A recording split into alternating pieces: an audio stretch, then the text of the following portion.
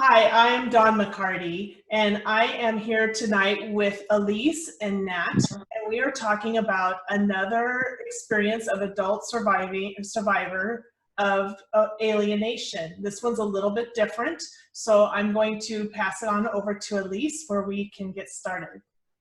Yeah, hi everyone. My name's Elise Price-Tobler. I'm a psychotherapist and a lived experience adult of severe parental alienation myself. So this interview today is we're actually going to go outside of the box a little bit with regards to an alienation story with an adult survivor as well. So hers is a little bit different. Nat is in the room with us. She's choosing to stay off camera, so that's perfectly fine. So anyone else who'd like to come forward and tell their story at any time about their parental alienation, what it's been like for them and their family, or if they have a parent with a mental illness or anything like that, you don't have to be on camera. So Natalie's mother has a narcissistic personality disorder, and her parents are actually not divorced, but Natalie's not seeing either of them at the moment because of the amount of serious alienation that's actually been going on between her mother and herself and her siblings within the family. So this is a little unusual. So we're going, Natalie also works in mental health herself. So she's going to bring us insight and about what that's actually like to work in mental health, what she sees in mental health potentially, what it's like to have a mum who's displaying narcissistic personality disorder. And yeah, it should be a really, really interesting interview. So welcome, Natalie, and thank you so much for taking the time out to share your experience with us, in the hope that other people will be able to hear you and not feel as isolated and as they potentially are now. So yeah, what would you like to bring into the room firstly, Nat? Yeah, I guess I just wanted to say that I suppose often you see people with narcissistic personality disorder involved in parental alienation through the courts, etc., with divorces and separation. But mine's situation's probably a little bit different in that, as you said, I believe my mother has narcissistic personality disorder, or at least traits, and possibly some borderline personality traits. And as far as I'm aware, she's never sought help for those. And she has, for as long as I can remember, tried to alienate me from my father, and also at different points me from my siblings, and also my extended family as well. So yeah, my story's a little bit different, but I hope it sort of fits with what you're looking for, and that it might help some other people that are listening. Yeah, absolutely. Thank you, Nat. Yeah, I'm sure there's going to be people watching who will identify with your story, because we know that parental alienation doesn't necessarily mean that the couple has to be separated or divorced. We know that it plays out in families all the time. So, and yeah, so your story is very, very interesting. So it's a unique perspective that we don't hear a lot of. So, you know, we're grateful that you are bringing this forward, because there's probably a lot of people out there that don't really feel like they fit in with the parental alienation side. So maybe they don't come forward, and this might help other people to see that, you know, it is still a tragedy, a tragic thing that happens to a child, and that they have a voice as well. Yes. Yep, that's great. I was just thinking, I think when I was talking to you, Elise, the other day, you asked, you know, how come your mum and dad didn't get divorced? And their relationship is certainly dysfunctional, and they probably shouldn't be together. But I thought about what you said, and you know, I've read up a lot about narcissistic personality, and my dad is the ultimate supply for her. So she starts intense relationships with other people, and she'll have a new best friend every week, and then she'll have a falling out with them. So she doesn't really have any close friends. Mum and dad live in a small, not a small, it used to be semi-rural, but it's more built up now, but it's a very close community, and she's burnt her bridges there. A lot of people don't like her there. She lost her job at the local primary school and lost her registration for teaching. So she really, so what I'm trying to say is she doesn't have any close friends. She doesn't belong to the community, and her mother is also a narcissist. So she doesn't really have anyone else but my dad. And then also, I suppose she had a family, so she could feel like she's got people that are never going to leave her because she doesn't really have anybody else. So I think that's why she's never, even though she at least once a week says that she hates dad and wants a divorce and things like that, I don't think that would ever happen. Okay. So you're the oldest of the children in your family, aren't you? Yes. Okay, and you've got younger siblings? Yes. Yeah. Okay, so, and your mum's a teacher, I'm hearing, as well. She was. Was. Yep. Okay. So I think the other day when we spoke, you were mentioning about how your mum's actually separated or split one of your sisters and turned her against you at this point as well. So. Yep. Yep.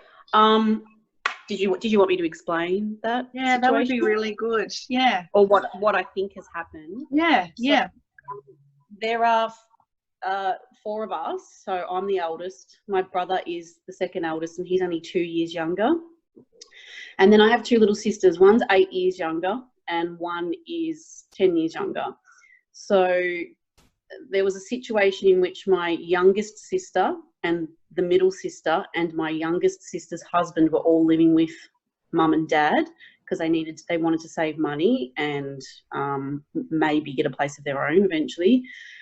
And it wasn't working out, as it doesn't, because she's too difficult to live with. So my middle sister, who's similar in personality to me, and her husband arranged to move out, and they got a private rental, and they asked my middle sister to come with them. And they said, we'll pay your rent, we'll cover you until you get yourself sorted and get a proper job and get on your feet. And so she agreed, and she moved in with them.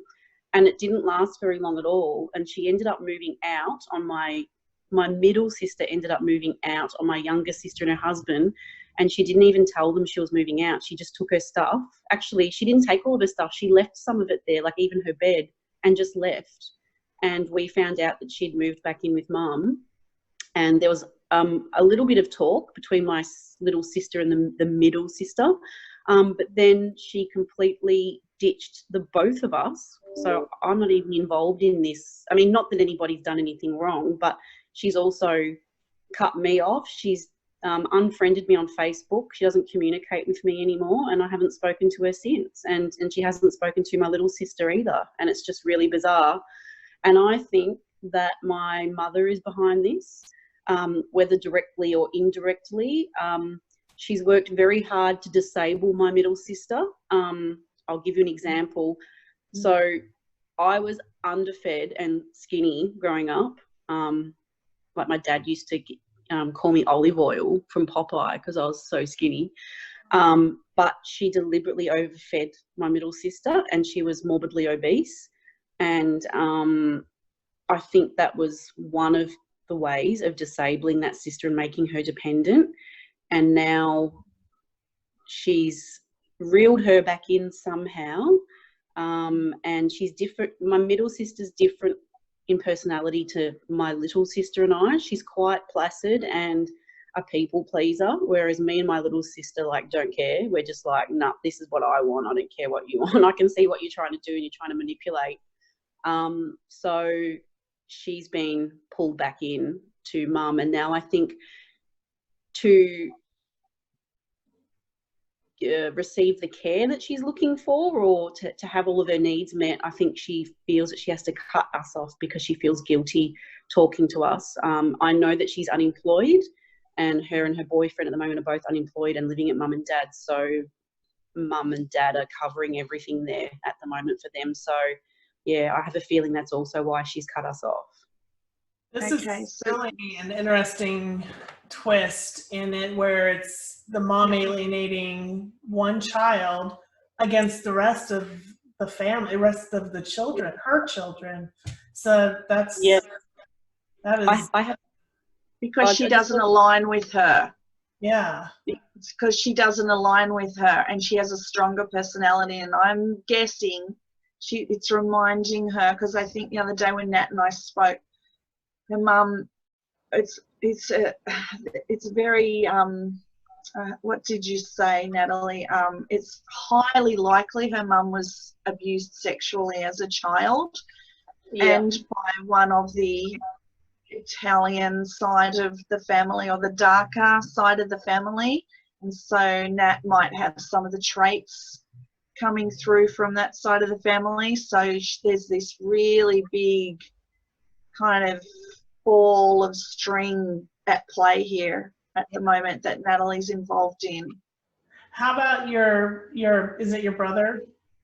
Yes. Are you still close with him?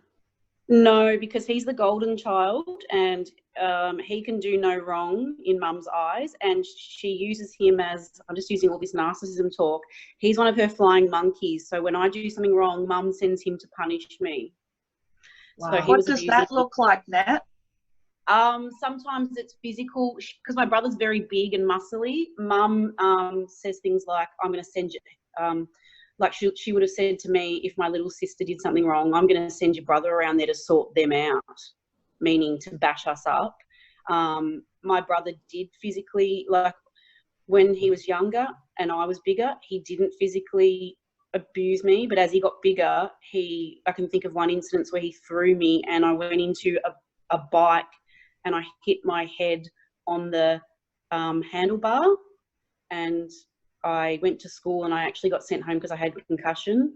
Wow. So, so yes, she uses him in that way. And I actually just had, I just recalled something where this is not mum trying to sabotage dad and my relationship, but I had a hens party when I was getting married, and I didn't really want a proper hens, I just wanted a gathering. And my ex's sister used to say she wanted to meet my sisters because she said, oh, they sound really funny. So I thought, okay, like situations like that cause me a lot of stress. I usually try and separate my family from my friends because I'm embarrassed and I don't want them to meet, not necessarily my siblings, but my mum. So I usually just sort of avoid those situations. But I thought I would invite my little sisters, and the middle one was living with mum and dad at the time, and because my mum knew that my sisters were getting ready and to go out to come to the city to my hens, she started a fight at home, and then neither of my sisters came to my hens. Wow. Was she invited, Nat, to the hens night? Was your mum invited to the hens night? No, none of it wasn't a proper hens where you invite mums and aunties and grandma and you do all those. It was just like my friends and then my ex's sister, because she was young, she was in her 20s, and then my little sisters. It was just for the younger girls to go out just to a bar and, you know, yeah. So she wasn't invited and she caused a scene at home, and then my little sisters were too upset to come. Okay, so basically it just absolutely ruined the night for everybody. I was trying to have fun, but I was really upset the whole night. Yeah. I'm really sorry, Nat. That's just not okay. What happened that night? It's just not okay. Sorry, Dawn. No. What were you gonna ask? I was just thinking along the lines of, now that you're an adult, you're married. Do you have children? And then what does that look like? So this is one of the ways that she has alienated me. She has alienated me, as I see it, from wanting to have my own family. I refuse to have children because of her. That's one of the big reasons. I don't know what a mother is.